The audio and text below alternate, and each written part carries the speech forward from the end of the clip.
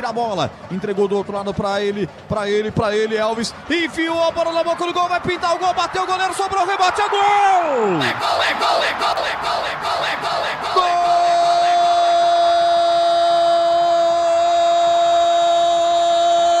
Gol da Ponte, Baianinho!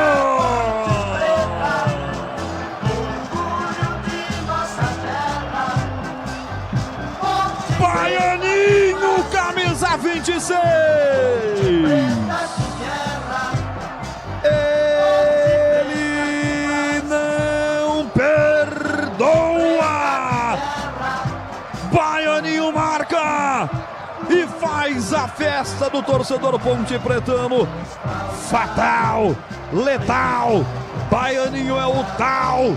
Na marca de 16 minutos, a Ponte na pressão, nitroglicerinada a Ponte, como eu quero ver, como eu gosto de ver, e que saudade eu tava de gritar um gol da nega véia, que saudade o torcedor da Ponte tava de um golzinho sequer, quem sabe um fio de esperança, um suspiro da esperança ponte pretana. Quem vai descrever o gol é o repórter Pedro Piscinato com TAIPP.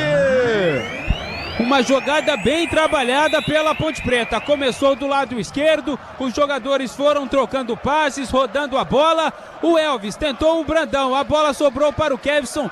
Novamente, agora lateral direito, tentou firme de perna direita. Dessa vez, o Ayrton não segurou, espalmou para dentro da área. E aí, Daniel Baianinho, com toda a sua velocidade e agilidade, só teve o trabalho de empurrar para o fundo das redes do goleiro do Criciúma.